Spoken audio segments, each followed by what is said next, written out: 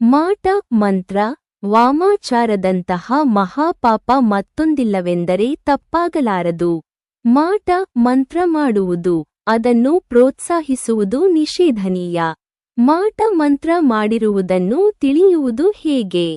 ಮಾಟ ಮಂತ್ರದಿಂದ ಮುಕ್ತಿ ಹೊಂದಲು ಯಾವ ದೇವರನ್ನು ಪೂಜಿಸಬೇಕು? ಮಾಟ ಮಂತ್ರ ವಾಮಾಚಾರಕ್ಕೆ ಒಳಗಾದ ವ್ಯಕ್ತಿ ಹೇಗಿರುತ್ತಾನೆ? ನಕಾರಾತ್ಮಕ ಹೆಚ್ಚಾಗುವುದರಿಂದ ನಮ್ಮ ಕೆಲಸದಲ್ಲಿ, ಮನೆಯಲ್ಲಿ ಪದೇ ಪದೇ ಸಮಸ್ಯೆಗಳನ್ನು ಎದುರಿಸುತ್ತಲೇ ಇರಬೇಕಾಗುತ್ತದೆ.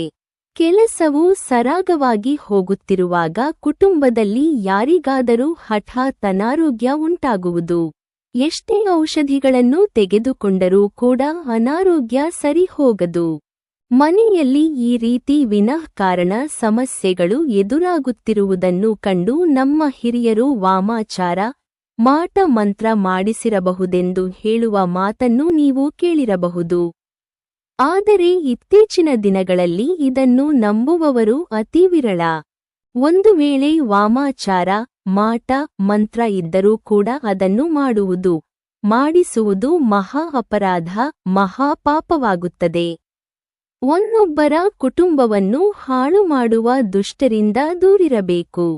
ಯಾರಾದರೂ ಅಂತಹ ಕೆಲಸಕ್ಕೆ ಕೈ ಹಾಕಿದರೂ ಅವರಿಗೆ ಶಿಕ್ಷೆಯನ್ನು ವಿಧಿಸಬೇಕು.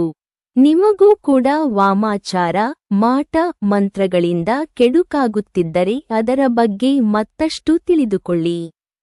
ಆದರೆ ಎಂದಿಗೂ ಅದರ ಸಹವಾಸಕ್ಕೆ ಹೋಗದಿರಿ.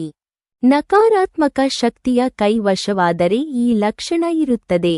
ಒಬ್ಬ ವ್ಯಕ್ತಿಯ ಮೇಲೆ ತಾಂತ್ರಿಕತೆಯನ್ನು ನಡೆಸಿದರೆ ಅವನ ಉಸಿರಾಟವು ವೇಗಗೊಳ್ಳುತ್ತದೆ.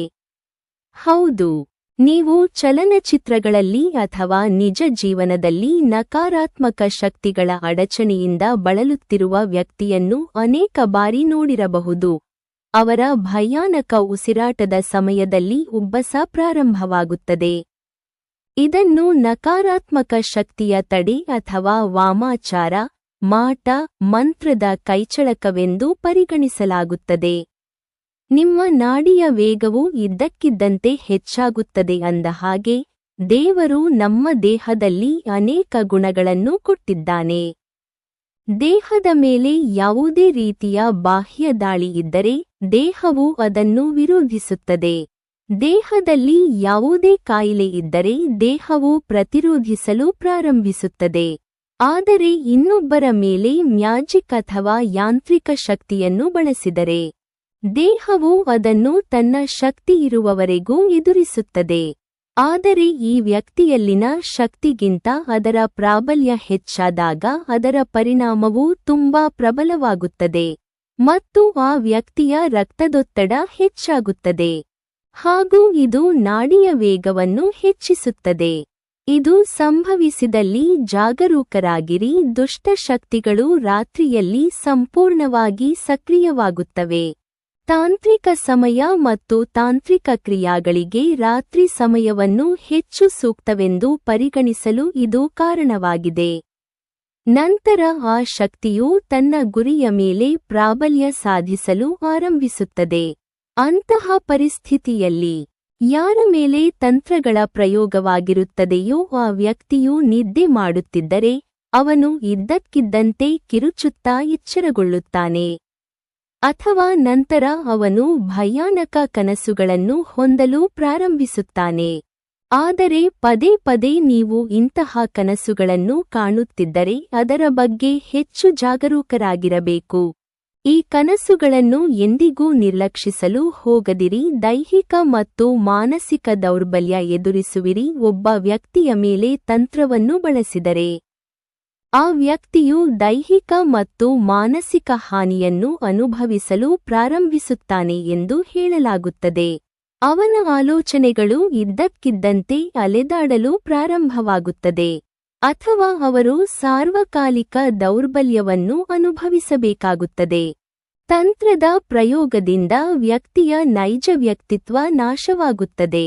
ಈ ಕಾರಣದಿಂದಾಗಿ ಅವನ ದೈಹಿಕ ಅಥವಾ ಮಾನಸಿಕ ಸ್ಥಿತಿಯು ಹಾನಿಗೊಳಗಾಗುತ್ತದೆ ಮತ್ತು ಈ ರೀತಿಯಾಗಿ ವ್ಯಕ್ತಿಯು ದುರ್ಬಲನಾಗಲು ಪ್ರಾರಂಭಿಸುತ್ತಾನೆ. ತಂತ್ರ ವಿದ್ಯೆ ಪ್ರಾರಂಭವಾಗಿದ್ದು ಹೀಗೆ ಸನಾತನ ಧರ್ಮದಲ್ಲಿ ಇಂತಹ ಅನೇಕ ಮಂತ್ರಗಳು ಮತ್ತು ಪೂಜಾ ವಿಧಾನಗಳಿವೆ ಎಂದು ನಿಮ್ಮ ಮನಸ್ಸಿನಲ್ಲಿ ಪ್ರಶ್ನೆಗಳು ಉದ್ಭವಿಸಬಹುದು. ಅದರಿಂದ ನೀವು ಬಯಸಿದ ಫಲವನ್ನು ಪಡೆಯಬಹುದು. ಸಕಾರಾತ್ಮಕ ಶಕ್ತಿಗಳ ಹರಿವು ಇರುವ ಪರಿಸ್ಥಿತಿಯಲ್ಲಿ ತಂತ್ರದ ಅವಶ್ಯಕತೆ ಏಕೆ ಉದ್ಭವಿಸಿತು? ಉತ್ತಮ ಗುಣವುಳ್ಳ ವ್ಯಕ್ತಿಯು ದೇವರ ಬಳಿ ದೇವರೇ ನನ್ನ ಇಚ್ಛೆಯಿಂದ ಪೂರೈಸು ಎಂದು ಬೇಡಿಕೊಳ್ಳುತ್ತಾನೆ.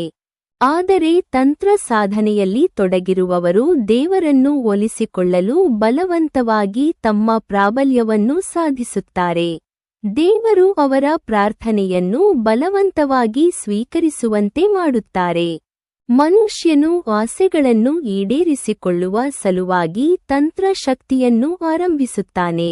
ತಂತ್ರ ಪ್ರಯೋಗವಾಗಿದೆಯೇ ಎಂದು ತಿಳಿಯುವುದು ಹೇಗೆ? ಯಾರಾದರೂ ತಂತ್ರ ಅಥವಾ ಮಾಟಮಂತ್ರವನ್ನು ಬಳಸಿದರೆ ಅದನ್ನು ಬಹಳ ಸುಲಭವಾಗಿ ತಿಳಿಯಬಹುದು.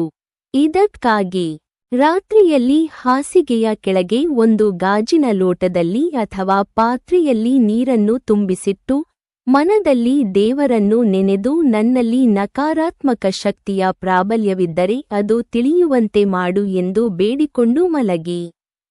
ಇದರಿಂದ ನಿಮ್ಮಲ್ಲಿನ ನಕಾರಾತ್ಮಕ ಶಕ್ತಿಯ ಹರಿವು ಬಹುಬೇಗ ದೂರಾಗುತ್ತದೆ. ಒಂದು ವೇಳೆ ನೀವು ತುಂಬಿಸಿಟ್ಟ ನೀರು ಕಡಿಮೆಯಾಗಿದ್ದರೆ ನಿಮ್ಮ ಮೇಲೆ ಮಾಟ ಮಂತ್ರ ಮಾಡಿದ್ದಾರೆಂಬುದನ್ನು ಅರ್ಥಮಾಡಿಕೊಳ್ಳಿ. ತಂತ್ರ ಶಕ್ತಿಗಳ ದುರುಪಯೋಗವನ್ನು ಕಡ್ಡಾಯವಾಗಿ ನಿಷೇಧಿಸಲಾಗಿದೆ. ಭಗವಾನ್ ಶಿವನು ಶುಭ ಕಾರ್ಯಗಳಿಗಾಗಿ 80% ತಂತ್ರ ಶಕ್ತಿಗಳನ್ನು ರಚಿಸಿದನು. ಇನ್ನು 20% ಕಾಳಿ ಮಾತೆಯು ಸೃಷ್ಟಿಸಿದಳು ಎನ್ನುವ ಉಲ್ಲೇಖವಿದೆ. ಸ್ವಾರ್ಥಿ ಜನರು ಶುಭ ಕಾರ್ಯಗಳಿಗೆ ಬಳಸಿದ ಈ 2 ಭಾಗವನ್ನು ಒಟ್ಟುಗೂಡಿಸಿದರು.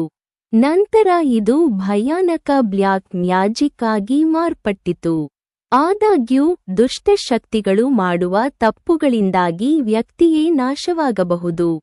ಆದ್ದರಿಂದ ಇದನ್ನು ನಿಷೇಧಗೊಳಿಸಲಾಗಿದೆ.